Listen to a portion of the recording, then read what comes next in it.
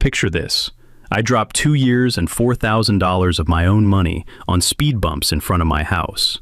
Not for me, for the kids on bikes, for the elderly couple next door, nearly hit by a speeding truck. I followed every rule, permits, city codes, HOA approval. Did it 100% right. Then one regular Tuesday morning, I jolt awake to the scream of a jackhammer right outside my window. I run out in socks, crew tearing up my speed bumps. Orders from Darlene Whitfield, new HOA president. In power 11 days. 11 days. No call, no vote, just decided to destroy my work. And when I confronted her, she smirks and says, "This is for the good of the neighborhood, sweetie." Worst mistake ever. Because I made one phone call, just one. It cost her the throne, the HOA, the whole street, the contract, everything. Gone. What would you have done when she called you sweetie? Drop it below. I read every comment. To understand why this hit me so hard, you need to know a little bit about Cloverfield Lane, not the movie, the actual street. A quiet, curved residential road in a mid-sized suburb outside of Columbus, Ohio. The kind of neighborhood that smells like cut grass and charcoal on summer weekends, where the mailman knows your dog's name and the ice cream truck still comes by at 6 o'clock. I moved here with my wife Priscilla and our 2 daughters 12 years ago. We chose this street specifically because it felt like a community. Real neighbors, people who waved from their driveways. I'm Garrett Holloway. I worked 22 years as a union pipe fitter before my knees decided they'd had enough, and I transitioned into residential property management, which means I know buildings, I know contracts, and I know exactly what people are and aren't allowed to do to property that isn't theirs. That background is going to matter a lot before this story is done. For the first decade, the HOA here was basically a non-event. Monthly dues of $85, occasional newsletter about gutter cleaning, a block party every 4th of July. The president was a retired school teacher named Herschel Okafor, a gentle, deliberate man who ran meetings like a patient mediator and genuinely tried to serve the neighborhood. Under Herschel, the HOA was what it was supposed to be, a vehicle for community improvement, not personal empire building. Then Herschel moved to be closer to his grandkids in Arizona, and everything changed. Darlene Whitfield had lived on Cloverfield Lane for 3 years. She'd moved into the neighborhood after what neighbors described, in hushed tones, as a difficult divorce, and she'd spent those 3 years making her presence known in the way that a smoke alarm makes its presence known. Constant, shrill, and impossible to ignore without doing something about it. She filed noise complaints against a teenager who practiced guitar in his garage. She demanded that a homeowner repaint their mailbox post because the green was 1 shade off from the approved palette. She submitted a 14-page written objection to a neighbor's Halloween inflatable, citing visual blight. The woman weaponized the word community standards, the way a surgeon uses a scalpel. Except surgeons use scalpels to help people. She ran for HOA president unopposed because nobody else wanted the job, and she won by default in March. 11 days into her term, she turned her attention to me. Here's the backstory on the speed bumps, because it matters. 2 years prior, a delivery van had nearly flattened a 7-year-old named Cooper Briggs while he was chasing a ball into the street. The driver wasn't even speeding egregiously, maybe 32 and a 25, but the road curves just enough that the sightlines are bad, and it was pure luck that Cooper walked away with a scraped elbow instead of something far worse. After that, I organized a petition. 63 out of 71 households signed it, and took it to both the HOA and the city transportation office. It took 8 months, 2 engineering assessments, and 1 very firm letter from the city before we got the green light for 2 rubberized speed bumps at the curve. The HOA, under Herschel, approved the installation. The city permitted it. I paid the contractor out of pocket, $4,200. No reimbursement. I didn't ask for any. I just wanted the kids on this street to be safe. Darlene had voted against the speed bumps at the original HOA meeting, calling them an aesthetic imposition. She'd lost that vote 7-2. Herschel was still president then. The bumps went in. Everybody moved on. Until that Tuesday morning when I stepped outside in my socks into the cold April air. The smell of diesel exhaust already heavy, the jackhammer already biting into the asphalt with a sound like a mechanical, angry god. And I realized Darlene hadn't moved on at all. She'd just been waiting for her moment. I stood on my front lawn, watching those two workers chip away at the first speed bump with the focused intensity of men who were being paid by the hour and had no opinion about the politics involved. The morning air had that sharp, chalky smell you get when concrete gets pulverized, bitter and gritty at the back of your throat. My neighbor across the street, Terrence Dobbs, a retired firefighter who wakes up at 5 every morning, was already on his porch with a coffee mug, watching with the expression of a man who'd seen trouble arrive before and knew exactly what it looked like. "They got a work order?" he called over to me. "Supposedly," I said, but I didn't know that yet. I was still processing the situation. I walked over to the lead worker, a heavy-set guy in a faded orange vest who smelled like cigarette smoke and WD-40, and asked him point-blank who had authorized this removal. He handed me a folded paper. It was an HOA maintenance authorization form, signed by Darlene Whitfield, listing the speed bumps as unauthorized modifications to common area infrastructure, which was interesting because speed bumps installed on a city-permitted easement, on a street maintained by the municipality, are absolutely not HOA infrastructure. I knew that, but apparently nobody had told Darlene, or she knew and didn't care. I was beginning to suspect the latter. I took photos of the form, photos of the workers, photos of the damage in progress. Then I went inside, called Darlene's number, and got voicemail. I left a calm, factual message. I told her the installation had been city permitted, that the HOA had no legal jurisdiction over street infrastructure under Ohio Revised Code Section 5571, and that I expected the work to stop immediately pending a proper review. She called me back 4 minutes later. "Garrett," she said, in the bright, weaponized cheerfulness of someone who has decided that condescension is a form of power. "The HOA board reviewed the speed bumps at last week's meeting and determined they were installed without a proper HOA variance. That's in violation of Section 4.3 of our covenants." "Darlene," I said, "I'm going to need you to tell those workers to stop." "They'll be done by noon," she said pleasantly. "Have a great morning." She hung up. Here's what Darlene didn't know, and this is the first legal beat I want you to hold on to, because it's important. A homeowners association's authority ends at the property line of the individual homes, and the explicitly designated common areas defined in the original recorded plat.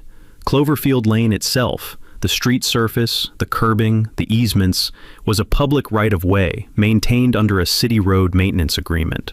The HOA had zero jurisdiction there. Zero. Not a little.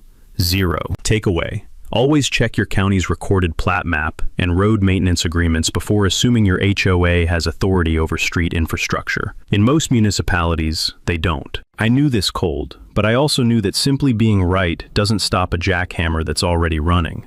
So I made my first move. I called the city's Public Works Department and reported unpermitted removal of city-adjacent infrastructure. Within 40 minutes, a city inspector named Walt Gruber showed up in a white pickup truck. Walt was not a complicated man. He had a clipboard, a measuring tape, and the unhurried certainty of someone who has spent 20 years making sure people follow rules they'd rather ignore. He reviewed my original permit documentation on his phone, walked over to the workers, and asked to see their city work authorization. Because here's the thing. Even though the HOA ordered this removal, any work affecting a city easement requires a separate city permit. Darlene had gotten an HOA maintenance form signed. She had not gotten a city permit because she didn't think she needed one. Walt Gruber issued a stop work order at 10:47 in the morning.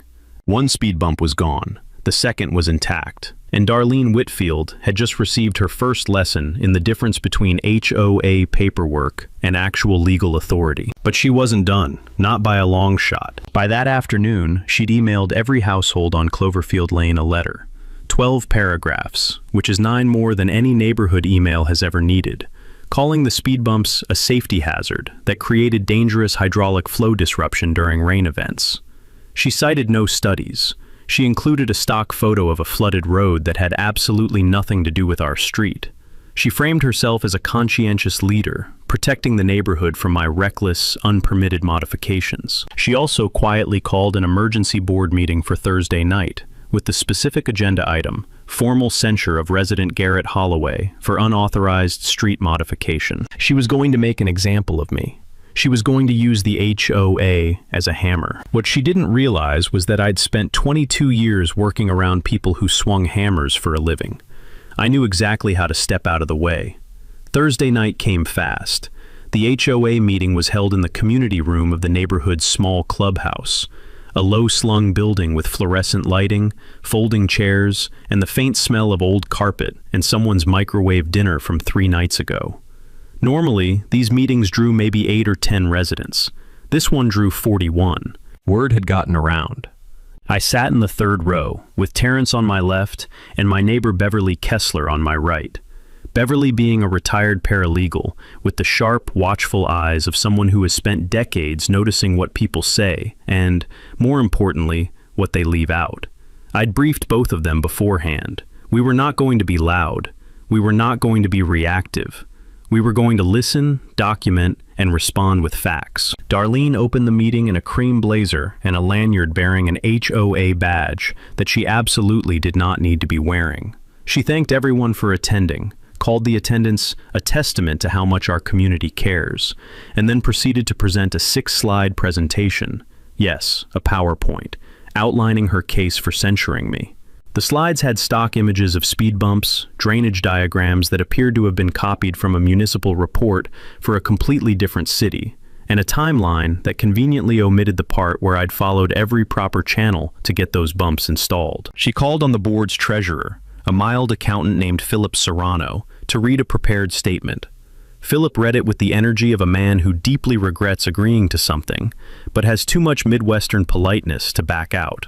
The statement claimed that my installation had created a liability exposure for the HOA. When the floor opened for resident comments, I raised my hand first. I stood up, introduced myself calmly, and then I read the relevant section of Ohio Revised Code 5571 aloud, specifically the subsection establishing that public streets and their appurtenant structures fall under municipal, not private association jurisdiction.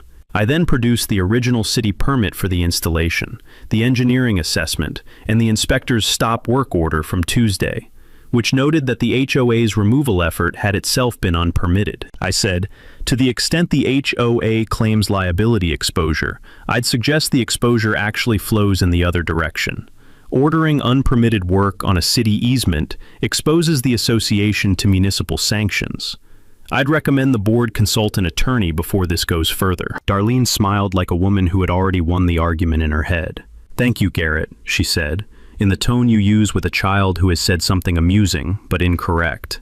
The board will take your comments under advisement. They voted 4-1 to issue the formal censure anyway. Philip Serrano voted no. He looked like he'd rather be anywhere else on earth. Now here's where Darlene made her second mistake, and it was a doozy. Emboldened by the vote, she sent a follow-up letter to every resident the next morning. In it, she stated that my original speed bump installation had been done without proper HOA authorization, and strongly implied, that I had acted deceptively and possibly fraudulently. I want you to understand what that word means legally.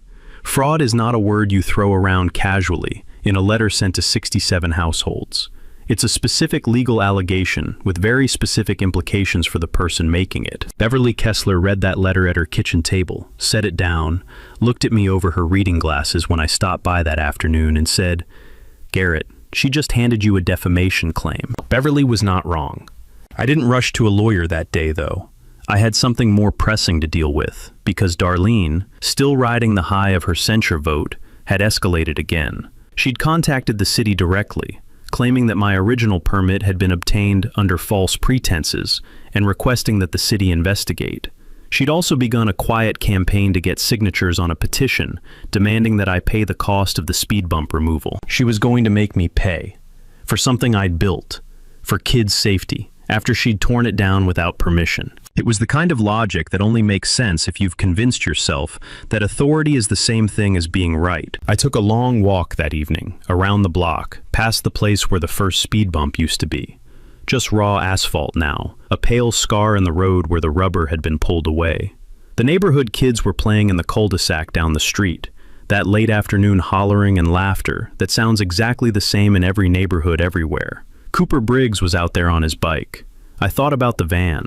I thought about how close it had been, and I decided I was done playing defense.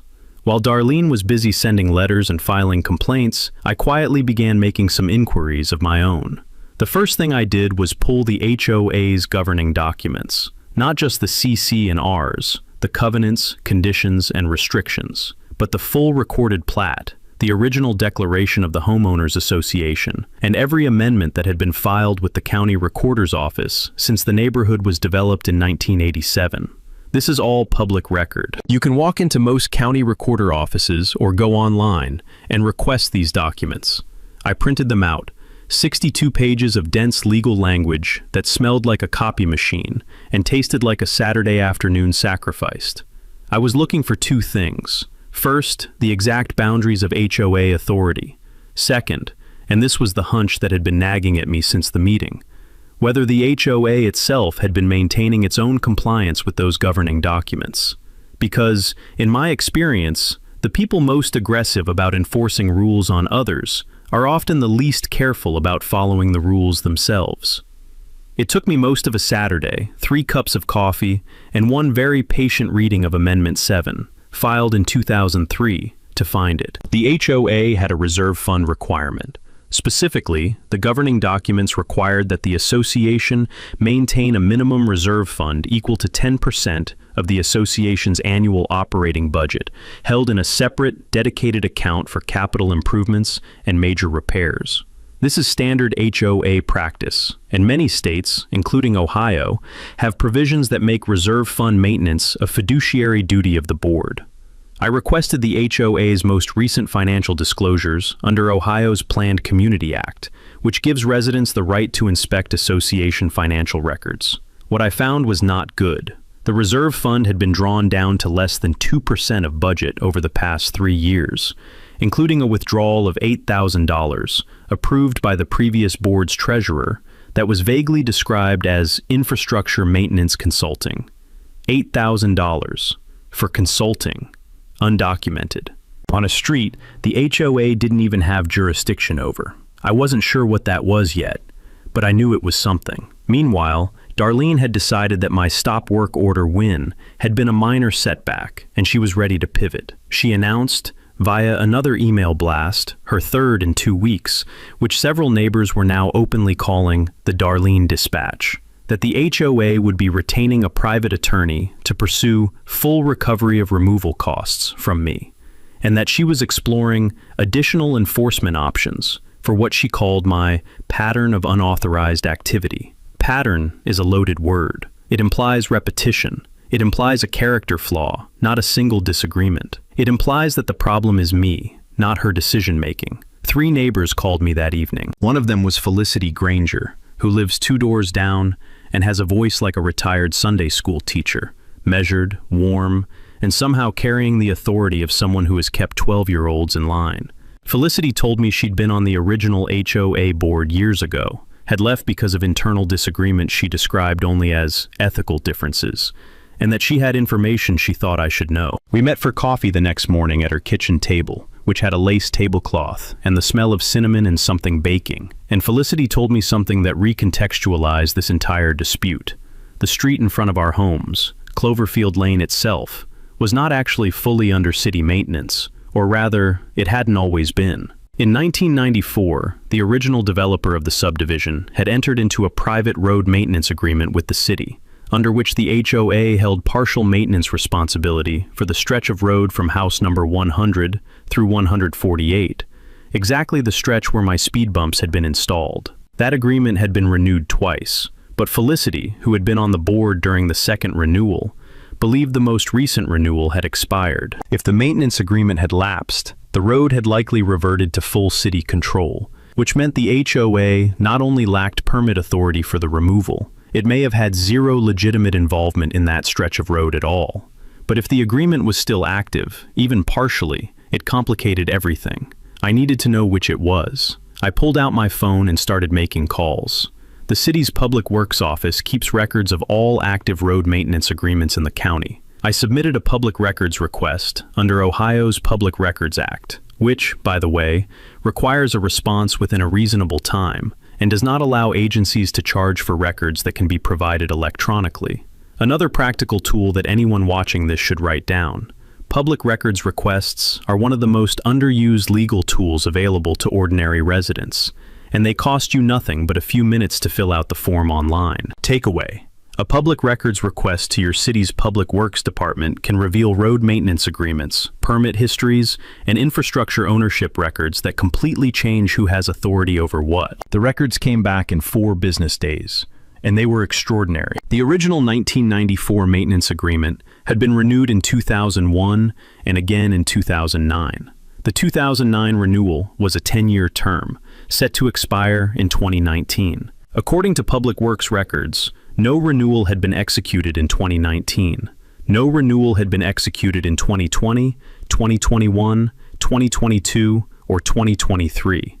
There was a notation in the file that the HOA had been sent renewal notices in 2018 and 2019, and that both had gone unanswered. The maintenance agreement had lapsed completely in 2019, 5 years ago, which meant that for the past 5 years, the full stretch of Cloverfield Lane in front of our homes had been reverting to the city's full jurisdiction and maintenance responsibility. And the HOA had apparently not noticed, or had noticed and said nothing, because acknowledging it would have meant acknowledging a failure of fiduciary duty by the board at the time. But here is where it gets beautiful in that specific way that only happens when a bureaucratic oversight collides with someone's overreach at exactly the wrong moment. Because the maintenance agreement had lapsed, the HOA had no authority over Cloverfield Lane. None. Not advisory, not partial, none.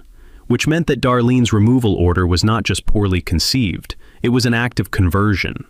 Converting or destroying property, even public infrastructure, without legal authority can constitute a civil tort. And because Darlene had issued the order in her capacity as HOA president, using HOA letterhead and HOA funds, the crew had been paid from the HOA's operating budget. The association itself was potentially on the hook. But wait, it gets better. When the agreement lapsed, the city absorbed full maintenance responsibility for the road. That meant the road surface, including the portion damaged by the removal crew, was now city property that had been damaged by an unauthorized third party. The city's public works director, a no-nonsense woman named Constance Yee, had apparently not yet connected the dots, but she was about to. I also went back to that infrastructure maintenance consulting line item, the $8,000 drawn from the reserve fund. With a little more digging through the financial disclosures, I found that the disbursement had been approved in 2021, during a period when Darlene was serving as a non-voting committee chair. The vendor listed was a company called Whitfield Property Consulting LLC. Whitfield, her own company. A payment of $8,000 from HOA funds to a company bearing her own name, approved during a period when she had a material interest in the transaction and no business voting on it. Whether or not she had technically voted on it, the conflict of interest was sitting right there in the records, like a neon sign. I had everything I needed. Now I just had to decide how to use it. This is the part of the story where I want to slow down and be really specific, because everything that happens next is the result of deliberate preparation. Not anger, not impulse, but a methodical plan built on research, documentation, and the kind of quiet coalition building that doesn't happen at a podium. It happens at kitchen tables, on phone calls, and in carefully worded emails sent at 11 o'clock on a weeknight. My first call was to an attorney, specifically a real estate and community association attorney named Douglas Parrish, who had a small practice in Columbus and a reputation for taking on HOA cases that other lawyers found too unglamorous. I didn't hire him immediately. I spent an hour on a paid consultation, laying out the full picture, and asking him to assess my exposure and my options. Douglas had the measured delivery of someone who has heard a lot of neighborhood disputes and learned to mentally separate the ones with actual legal weight from the ones that are just personal grievances in legal clothing. After I finished laying it out, he was quiet for a moment. Then he said, "The lapsed maintenance agreement and the self-dealing transaction are the 2 live wires. The censure letter and the defamation exposure are real, but secondary. Let's focus on the live wires." Here is the plan we assembled, piece by piece, over the following week. First, the self-dealing issue. Ohio's Planned Community Act contains conflict of interest provisions that prohibit HOA board members or officers from benefiting financially from association transactions without full disclosure and member approval by a supermajority vote. The payment to Whitfield Property Consulting LLC, Darlene's own company, had not been disclosed as a conflict of interest and had not been approved by the membership. This is a potential violation of both the governing documents and state law. Douglas drafted a formal demand letter to the HOA board, citing the specific statutory provisions, demanding a full financial audit and the return of the $8,000 to the reserve fund within 30 days. This letter would go out, but not yet. Timing mattered. Takeaway. In most states, HOA board members are legally prohibited from benefiting financially from association funds without member approval. This is codified in statutes like Ohio's Planned Community Act, and can result in personal liability for the officer involved. Second, the road damage. I contacted Public Works Director Constance Yee directly, provided the full documentation package, the lapsed agreement, the HOA's work authorization, the stop work order, and photo evidence of the road damage, and filed a formal complaint on behalf of myself and 2 other residents who had signed on, including Terrence and Felicity. This complaint formally put the city on notice that its infrastructure had been damaged by an unauthorized party. Under Ohio law, a municipality can seek restitution from the responsible party for damage to public roads and rights of way. Constance Yee, it turned out, was not pleased to discover that her office's failure to flag the lapsed maintenance agreement had allowed this situation to develop. And she was even less pleased that nobody had notified her office before tearing anything out of her road. Third, and this is the piece I'm most proud of, I organized the neighbors. Not as an angry mob, not as a protest group, but as a coordinated block of informed homeowners who were going to exercise their rights under the governing documents to call a special membership meeting. Under the HOA's own bylaws, any 15 or more member households could petition for a special meeting to vote on matters of association governance. I collected signatures from 31 households in 3 days. We requested a special meeting with one agenda item, a vote of no confidence in the current HOA president, followed by an emergency board election. 31 out of 71 households. That's a majority, and more than enough to compel the board to schedule the meeting. Darlene received the petition on a Wednesday. By Thursday, she'd sent a reply through the HOA's email system, calling the petition procedurally improper, which it was not, and suggesting that the 31 signatories had been misled by misinformation. She did not specify what the misinformation was, because there wasn't any. She was stalling. That's fine. I had a date I was working toward. The city had scheduled a public infrastructure review meeting for the following month, a routine quarterly session where residents could address public works matters. I had already signed up to speak.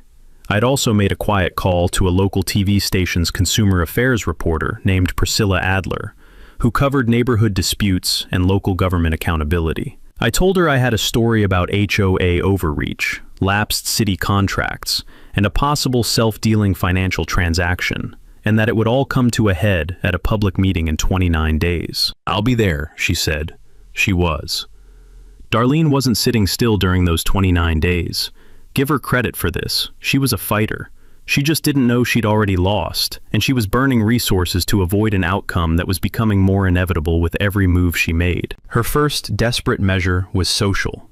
She began a whisper campaign among the handful of residents who attended her monthly HOA coffee, a small, cliquish gathering that had always skewed toward her inner circle, suggesting that I had financial motivations for the speed bump installation, that I was somehow trying to enhance my property value or position myself to take over the HOA. This was nonsensical on its face. Speed bumps don't increase property values, and I'd never expressed any interest in HOA governance. But nonsense delivered confidently to receptive ears can travel faster than truth delivered carefully. 2 residents reached out to me with concern in their voices, relaying what they'd heard.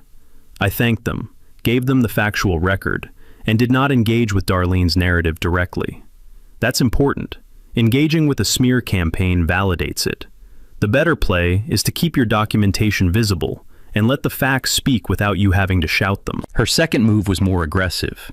She contacted the city's building department and alleged that I had made additional, unpermitted modifications to my property, specifically claiming that a small retaining wall I'd built along my side yard last summer had been done without a permit. This was false. I had pulled the permit. It was on file. The building inspector who came out, a bored young man who clearly had better things to do, looked at my permit, looked at the wall, and left without issuing any citation. Darlene apparently called the department twice more asking for updates, which the department noted in their records as repeated unfounded inquiry from same complainant. That paper trail would matter later. Her third move surprised me most because it suggested she'd gotten some advice. Bad advice, but advice. She convened an emergency board meeting and passed a resolution, with her casting vote as the tiebreaker, to formally amend the HOA's bylaws to remove the special meeting petition right entirely. Just delete it from the governing documents. You can't do that. You especially can't do it retroactively to nullify a pending petition. This is not a complicated legal point. It's the equivalent of changing the rules of the game after you've already lost a hand and claiming the previous deal doesn't count. The amendment she passed was itself procedurally invalid because the governing documents required a 2/3 membership vote for bylaw amendments, and a 4-person board resolution doesn't constitute a membership vote. Douglas Parrish sent a letter the next day pointing this out, citing the specific bylaw provision, and noting that any attempt to act on the amendment would expose individual board members to personal liability. Philip Serrano, the treasurer who had voted against the censure, quietly called me that evening. He was resigning from the board, he told me. He'd had enough. He was going to submit his written resignation in the morning. He also told me something I hadn't known, that Darlene had proposed, at the same emergency meeting, using HOA funds to retain an attorney to pursue all available legal options against Garrett Holloway. The attorney she named was her brother-in-law, another conflict of interest, right there on the minutes. Philip said he'd vote no. She'd pushed it through anyway, 4-1. I thanked him. I asked if he'd be willing to provide a written statement about what he'd witnessed. He said yes. He said he should have spoken up sooner. "You're speaking up now," I said. "That's what counts." I was also watching something else develop quietly, something Darlene had no idea was happening. The city's public works office, having reviewed my complaint and the lapsed maintenance documentation, had referred the matter to the city attorney's office for assessment of municipal remedies. The city attorney was looking at whether to pursue cost recovery from the HOA for the road damage. That process was moving slowly, as city legal processes do, but it was moving, and it would surface at the public meeting. 29 days became 20. 20 became 10. The trap was set. I just had to wait for Darlene to step into it on her own. In the final week before the public meeting, Darlene made her last big play, and it was the kind of move that tells you everything about a person's character in a single decision. She reached out to 2 households who had signed the special meeting petition and offered them something.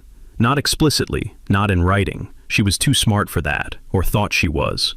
But 2 residents separately told me, with visible discomfort, that Darlene had approached them individually and suggested that their concerns about the HOA might be resolved more quickly if they withdrew their signatures, and that she'd personally advocate for a reduction in their dues assessment for the upcoming fiscal year. One of the residents told her no and called me immediately. The other withdrew their signature and had the decency to tell me directly, apologetically, that they just wanted the conflict to stop. I understood that.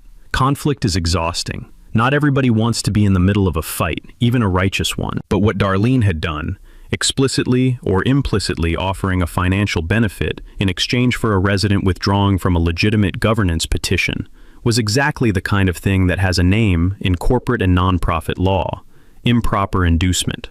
When it's done with HOA funds or association resources, it can rise to a breach of fiduciary duty. I documented both conversations carefully: time, date, resident names, with their permission, and the substance of what was offered. I gave that documentation to Douglas Parrish. He added it to what was becoming a very thick file. In the meantime, I had been quietly working on something physical, something tangible that would matter at the meeting, both legally and visually. I'd commissioned an independent traffic safety assessment of the Cloverfield Lane curve from a licensed traffic engineer named Bertrand Malley, who had 27 years of municipal consulting experience and the kind of dense, authoritative reports that carry real weight with city officials. Bertrand's assessment confirmed what we already knew. The curve had suboptimal sight distance for vehicle speeds above 25 miles per hour. The removal of the speed bumps had restored a documented hazard condition, and reinstatement was recommended. He included 3 incident report citations from the city's own database, near misses and 1 minor collision at that exact curve in the years before the bumps were installed. Bertrand would appear at the public meeting as an expert presenter. I'd arranged that a week in advance. I'd also, and this is the part that required the most patience, let Darlene believe she still had time to control the narrative. She had no idea that the city attorney's office had completed its assessment. She had no idea that the reporter from the TV station was already doing background research. She had no idea that Philip Serrano had provided a written statement. She had no idea about Bertrand's report. She had no idea that I'd been quietly organizing 31 households into a coordinated block, ready to vote the moment a special meeting was called. She believed she'd weathered the storm. Her last email blast, 3 days before the public meeting, was actually upbeat. She announced that the HOA's attorney had reviewed all pending matters and found no grounds for resident concerns, and that the special meeting petition was under review for procedural compliance. She signed it with a cheerful, "Onward and upward, Cloverfield Lane." I read that email at my kitchen table, and I felt something I'm almost embarrassed to admit. I felt sorry for her, not enough to stop, but enough to understand that this woman had constructed such a complete internal narrative of her own righteousness that she genuinely could not see what was about to happen. Some people don't understand how power actually works until the moment it's taken away from them. Darlene was about to have a very educational experience. The morning of the public meeting, I put on a clean shirt, drove downtown, and set up early. Priscilla Adler, the TV reporter, was already there with a camera operator, talking to Constance Yee from Public Works near the entrance. Bertrand Malley had his materials organized on the table. Terrence, Beverly, and Felicity sat in the front row. 37 of our 71 households were represented in that room. Darlene walked in at 6:58, 2 minutes before the meeting started, and stopped when she saw the camera. Just for a moment, something crossed her face. Then she sat down in the second row, straightened her lanyard, and looked forward. Let's go. The Columbus City Quarterly Public Works meeting is held in a municipal conference room that seats about 80 people, with laminate tables, a city seal on the wall, and fluorescent overhead lights that make everyone look faintly like they haven't slept. The presiding official that evening was Deputy Director of Public Works, a tall, methodical man named Ronald Ketch, who opened the meeting, called attendance, and moved through the first 2 agenda items, a street repaving update and a sewer line inspection report, with the paced efficiency of a man who had done this approximately 900 times. Then he called the Cloverfield Lane matter. I was the first to speak. I introduced myself, submitted my full documentation package to the official record, the lapsed maintenance agreement, the city permit history, the stop work order, the HOA financial disclosures, the conflict of interest evidence, and Philip Serrano's written statement, and gave a clear 7-minute summary of the sequence of events. No drama, no emotion, just chronological facts delivered in the voice of a man who has spent 22 years in rooms where precision matters more than volume. Ronald Ketch and the 2 deputy officials flanking him were making notes throughout. Then Bertrand Malley presented. His traffic safety assessment took 12 minutes, included 3 data charts, and concluded with a formal recommendation that the city reinstate the speed control measures at the Cloverfield Lane curve under direct municipal authority. Not HOA authority, municipal authority. He cited the near-miss incidents. He cited Cooper Briggs's accident. He named no names, but he looked at the room when he said that the removal of safety infrastructure without proper authorization had created a measurable public hazard. You could hear the fluorescent lights hum. Then Constance Yee spoke, representing her department. She confirmed the lapsed maintenance agreement. She confirmed that the HOA had received 2 non-renewal notices in 2018 and 2019 and had not responded. She confirmed that the removal work had been conducted without a city permit on a street that, as of 2019, had reverted fully to municipal jurisdiction. She concluded by noting that the city attorney's office had assessed the situation and determined that the municipality had grounds to seek cost recovery from the HOA for road damage, estimated at approximately $11,000, and that the city intended to pursue that recovery. $11,000. For a job that had taken 2 guys one morning to complete, and had destroyed 2 rubber speed bumps that cost me $4,200 to install. That is the sound of consequences arriving. Darlene requested the floor. Ronald Ketch gave it to her. She stood up. She was composed. I'll say that. Whatever else she was, she didn't flinch. She argued that the HOA had acted in good faith under its interpretation of the governing documents, that the maintenance agreement's expiration had not been communicated to the current board, and that the financial irregularities I'd raised were mischaracterizations of routine association expenditures. Ronald Ketch nodded politely. Then he asked her one question. Ms. Whitfield, are you aware of an entity called Whitfield Property Consulting LLC? And if so, can you describe your relationship to it? The room went absolutely silent. Priscilla Adler's camera was running. Darlene said, "That's a private matter unrelated to this proceeding." "It's in the documents submitted to this proceeding," Ketch said, without inflection. He tapped the stack of papers in front of him. "It'll be part of the public record either way." That was the moment. Not a speech, not a confrontation, just a public official, a stack of documents, and a woman who had spent 11 months building a petty empire in a neighborhood on a street she didn't control, looking at the evidence of her own decisions, laid flat on a laminate table under fluorescent lights. Beverly Kessler, sitting to my left, leaned over and said quietly, "Play stupid games. Win stupid prizes," Terrence finished, from my right. The city formally referred the financial conflict of interest matter to the county prosecutor's office for review the following week.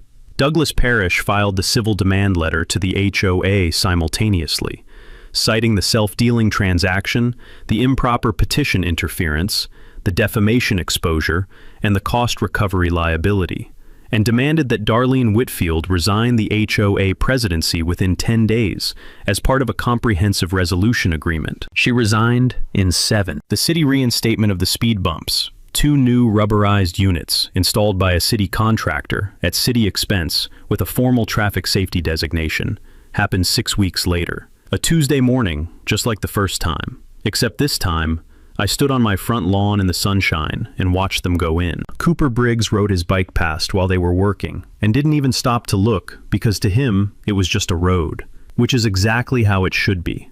Here's where I want to tell you what actually mattered about all of this. Not the legal win, not Darlene's resignation, not even the speed bumps going back in. What mattered was what happened to the neighborhood afterward.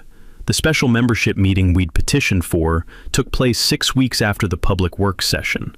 By that point, the board had lost 2 members, Darlene to her resignation, Philip Serrano by prior resignation, and the remaining members had agreed to hold open elections rather than fight a process that was no longer worth fighting. The election brought in 3 new board members, Terrence Dobbs, who ran because Felicity told him to and was too stubborn to say no, Felicity Granger herself, and a younger resident named Aubrey Castellano, who'd moved to the neighborhood 2 years ago and had watched the whole situation unfold with the wide eyes of someone still learning that neighborhoods are political ecosystems. The new board's first official action was to renew the road maintenance agreement with the city, establishing a clear, documented jurisdictional framework so that nobody would ever have to argue about whose road it was again.